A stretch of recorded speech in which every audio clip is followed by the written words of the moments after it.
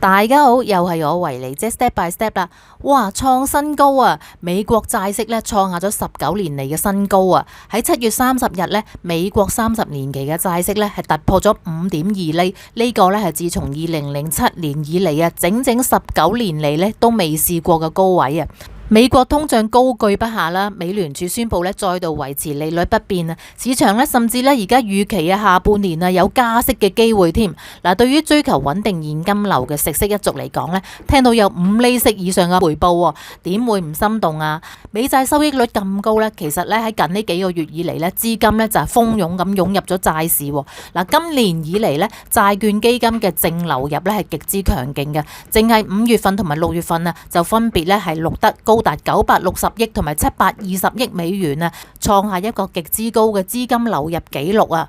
嗱，而家做美元定期最高咪都係3厘幾4厘4，港元定期咧得2厘啫噃，但係美債嘅息咧就有成5厘以上啦，明顯係吸引好多噶。債券唔單止可以鎖定我哋高息啦，而且只要我買多幾隻唔同月份派息嘅債券咧，打造一個組合啊，咁我咧就可以做到有一個月月收息嘅效果噶咯，唔使好似定期存款咁到期先可以攞翻啲利息，等到頸都長埋。嗱，我自己咧就用 AI， 只係用咗幾分鐘時間啊，就砌咗一個美債嘅組合啊，兼且咧個月都有穩定嘅利息收入啊，真真正正係自製長糧啊！嗱，對於食息一族嚟講，有乜嘢好得過？又保本又冇風險，兼且月有高息收啊！嗱，今日呢條片呢，我就會示範俾你睇，究竟我點樣用 AI 去建立呢一個組合啦。同埋一定要睇到尾，因為你會發覺原來我哋用咗 AI 之後，投資理財係可以變得咁輕鬆嘅。講下我呢個收息組合先。嗱，雖然呢美國30年期嘅國債嘅收益率咧係創下新高，有成5厘幾息啦，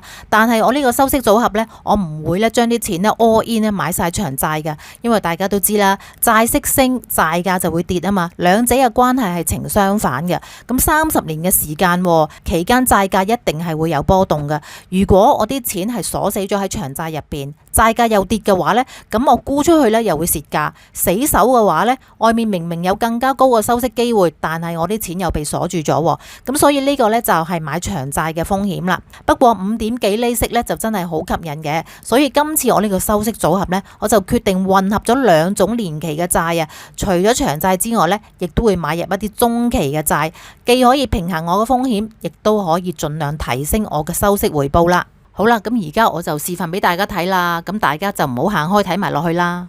第一步，搜尋債券。嗱，雖然咧我就話咧係用 AI 幫我砌呢個收息組合啫，咁但係我都要有料俾 AI 先噶嘛。咁所以第一步咧，我哋咧就要搜尋咧自己想要嘅債券咯。咁首先咧我就 log in 咗 IB 嘅戶口啦，咁去到呢個 Bond Scanner 嗰度咧就搜尋美債咯。咁喺上面嗰度咧，首先咧就揀美國國債先啦，跟住下邊咧就有好多嘅選項噶。咁喺呢個收益率呢度咧，我就輸入5%。嗱，其實咧只要輸入5%咧，佢就會幫我咧揀晒啲咧長債出嚟噶啦。因為而家咧所有嘅長債咧都已經咧喺呢個收益率咧係突破咗5%噶啦。嗱，喺 coupon rate 咧，即係個票息率嗰度咧，我就輸入最少咧4%。點解我要輸入 coupon rate 咧？因為咧美國政府咧其實佢係發行好多零息債券嘅。嗱，零息債券呢個 coupon rate 咧係0嘅，即係話佢咧係唔會派息噶。但係咧佢發行俾你嘅時候咧，佢就係用一個 discount 嘅價格出售。咁你買咗之後咧，揸到期啦，佢就用翻個面價同你贖翻。咁所以咧你咧就可以賺個差價噶咯。但係因為今日呢個示範我就想簡單啲，我唔想咁複雜啦，所以咧我就剔走晒呢啲所有嘅零息債券。好啦，咁打好晒呢啲資料之後咧，撳個掣，哇！原本咧成1000隻嘅美債咧，咁 IB 咧就幫我揀咗20幾隻債券出嚟咯。咁你睇到啦，佢嘅到期日咧係由20年去到30年不等嘅，而且咧收益率咧全部咧都係超過晒5厘以上噶啦。咁如果以前我要買債嘅話咧，我就要逐隻債去睇睇啦，望下佢個到期日啊，佢嘅派息啊，佢嘅收益率啊等等啦。咁但係而家咧我就唔使啦，因為我諗住用 AI 幫我做呢啲嘢啊嘛。所以而家我要做嘅咧就係將呢啲債券嘅資料 save 低佢。咁你可以 copy and paste 就得，我自己咧就用 screen cap 咧將個畫面咧 capture 咗去，因為咁樣清楚啲啊嘛。但係我就唔使全部咧都 save 低去嘅，我就 save 咗前面咧10隻債咧就夠噶啦。咁頭先講過啦，長債雖然有成5厘幾息啊，但係要我揸住成幾十年喎，咁所以始終有風險嘅。所以咧，我今次咧就會揾一啲中短期嘅債啦，我就想咧係5年內到期嘅。咁於是咧，我喺 Bond Scanner 嗰度咧就再搜尋啦。嗱，今次咧喺 Maturity Date 嗰度咧，我就設定咧係5年內到期嘅債。咁喺呢度咧，我就揀咧去到2031年嘅12月尾到期嘅。咁收益率咧，我就輸入最少咧係4% 啦，票息率咧就最少咧3%，撳個掣。咁 IB 咧又幫我揀咗40幾隻債出嚟啦，咁呢啲咧全部都係5年期嘅美債嚟噶，咁你睇到期日咧都係去到2031年嘅，收益率咧已經全部超過晒4% 噶咯，咁我又將呢啲資料咧 save 低佢啦，咁咧40幾隻債咧又係唔使全部咧逐頁 save 低噶，頭一頁咧就應該夠噶啦，咁最緊要你望下嗰個派息日期係咪個個月都 cover 到咁就得噶啦。好啦，咁啊最辛苦嘅步驟咧，我覺得已經做起晒啊，就係咧我要搜尋債券，咁而家咧已經抄晒咯，咁就去到第2步啦，就係交俾 AI 做嘢啦。嗱，咁而家咧我就將我頭先 save 低晒所有嗰啲債券嘅資料咧，就掟晒俾 AI 咯。咁啊將啲嘢掟晒俾 AI，咁佢唔會識得做嘢噶嘛，你要話俾佢聽究竟要做啲乜嘢噶嘛。咁所以嚟到呢一步咧，向 AI 落指令咧，呢個技巧係相當之重要噶。落指令喺 AI 咧，我哋就叫做咧係寫 prompt 啊。用 AI 最緊要就係識得寫 prompt，你嘅 prompt 寫得精準啦，寫得清楚啦，咁佢俾到你嘅答案呢，亦都一樣係精準同埋清楚噶。你俾啲嘢唔清唔楚嘅，咁佢咪俾翻啲唔清唔楚嘅嘢俾你咯。既然我哋要用 AI 幫我哋做嘢，咁我哋都要學下點樣同 AI 溝通噶。咁就係究竟點樣去寫 prompt 啦。咁寫 prompt 其實又唔係好難嘅，最基本呢就係有3種元素喺入邊呢，咁就得噶啦。嗱，首先第一呢，你要 assign 一個角色俾 AI 先。嗱，如果 AI 係你嘅下屬，咁你想佢係一個花瓶秘書啊，定係一個好能幹嘅助手啊？咁所以你要 assign 一個角色俾佢。你定義咗之後呢，咁 AI 就會用嗰個角色呢，去作為佢嗰個嘅邏輯框架啊、表達語氣啊，同埋回覆你嘅時候嘅內容結構啊。咁今次我要建立一個投資組合，所以今次 AI 咧我就要佢咧係一位專業嘅理財顧問啦。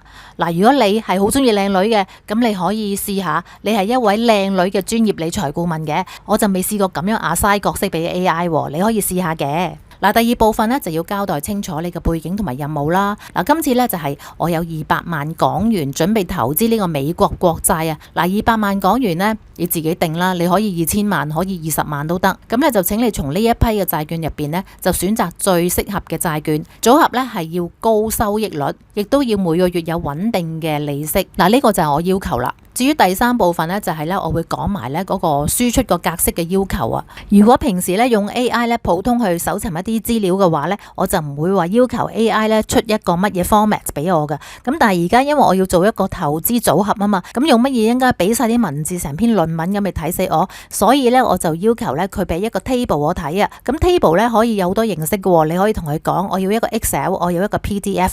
但係咧總之個排版越複雜嘅話咧，咁就會牽涉到咧佢嘅運算時間更加耐啦，佢要好耐先覆到你啦，同埋佢會用多啲 token 啦，亦即係話咧你嘅 AI 咧可能個額度會唔夠用嘅，咁所以咧我咧就係要求佢俾一個 Excel 俾我就得噶啦。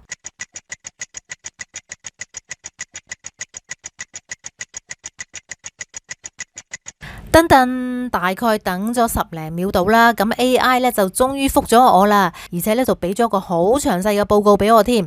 尊貴的客戶你好啊，作為你嘅專業理財顧問咧，已經根據你提供嘅資料咧，幫你咧預算咗一個200萬港元嘅美國國債投資組合。嗱，因為咧我 assign 咗佢嘅角色咧係一個嘅專業理財顧問，所以咧佢就用翻呢個身份嚟回覆我啦。咁咧佢仲按照我嘅要求咧就做咗幾個 table 出嚟。嗱，咁而家睇下 AI 幫我砌出嚟呢個收息組合係點樣嘅先。嗱，佢咧就幫我揀咗6隻債啦，有2隻咧就係長債嚟嘅，咁其餘4隻咧就係5年期嘅美債嚟嘅。咁每一隻債咧，佢都列出咗個名稱啦，我個投資金額要幾多啦，喺呢個組合裏面嗰個投資佔比啦，同埋每隻債嗰個收息係有幾多咧，都計晒出嚟嘅咯。咁咧按照我個要求咧 ，AI 咧就將呢200萬咧基本上咧就係差唔多用盡咧去買買債咧嚟到爭取最高嘅回報噶。咁啊，除咗咧佢要預留翻應計利息啦，同埋咧佣金嘅開支之外咧，咁其他啲錢咧基本上咧就買晒債噶咯，剩翻幾萬蚊嘅 buffer 喺度嘅啫。整個組合嘅加權年化收益率咧就達到咧4.7%。至於我最期待嘅月收息又點樣啊？每個月可以收到幾多息啊？AI 咧就幫我計得好清楚啊！成個 table 每一個月收到幾多利息都列晒出嚟喎。嗱，呢個組合呢，我嚟緊啊，每個月都可以收到7500蚊嘅利息啊！而且呢 AI 真係按照我個要求呢嚟到砌呢個組合噶。我要每個月呢係穩定嘅收息嘛，咁啊真係好穩定啊！個月呢相差呢唔會超過200蚊啊！全年嘅收息呢係有89000蚊。嗱，唔係講笑啊，其實真係好 impress 噶。我覺得某程度上咧，佢已經係超越咗人嘅能力啊！好多工作咧，尤其是呢一類嘅數據型分析嘅工作咧，絕對可以用 AI 去取替啊！嗱，如果你覺得啊 AI 理財顧問幫你做出嚟嘅呢一個收息組合你滿意啦，咁而家呢個時候咧，我係咪攞住呢個表格跟住去 IB 嗰度照落就得咧？咁又唔係喎，因為咧佢 base on嗰啲資料咧，全部都係我啱啱之前俾佢啊！咁到我落訂單嘅時候，其實啲價格已經有所波動噶啦嘛。其實 AI 做完所有嘅嘢咧，我哋都應該要 double check 噶，尤其是自己嘅投資自己負責，因為 AI 咧有陣時喺運算過程入邊咧，可能有盲點啊，令到佢計錯數噶。嗱，而家喺 AI 嘅世界入邊咧，我哋人類嘅價值就係我哋可以控制 AI 叫佢做嘢啦，同埋 AI 做完出嚟嘅嘢咧，我哋係需要去 double check 啦。所以有好多職位咧唔能夠話完全俾 AI 取替，因為都要有個人去問責，有個人去 check 噶嘛。咁呢個仲係我哋人嘅價值啊。咁但係假如有一日連指使去做嘢都唔使啊，連佢嘅嘢我哋都唔需要 double check， 哇咁樣咧呢個世界就真係完全咧被 AI 控制住噶咯。嗱，呢個咧都係我哋人類嘅擔憂嚟噶，亦都係咧好多人咧爭論不休嘅話題。不過咧而家咧我哋就唔好扯到個話題咁遠啊，都係翻嚟呢度先啦。嗱，今次咧我呢一個組合咧主要係揸住啲長債同埋中期債啦，嚟到鎖定一個高息嘅回報，適合咧想追求中長線有穩定收息嘅人士嘅。咁但係你亦都可以按照翻自己嘅性格同埋要求咧，設定咧唔同嘅收息組合㗎。如果你想增加個靈活度，即係唔想啲資金被鎖死咁耐嘅話咧，你可以買啲短啲嘅債啦，1至3年到期嘅短債啦，而且咧仲可以用階梯式嘅方法咧去買入債券添。唔知點樣買？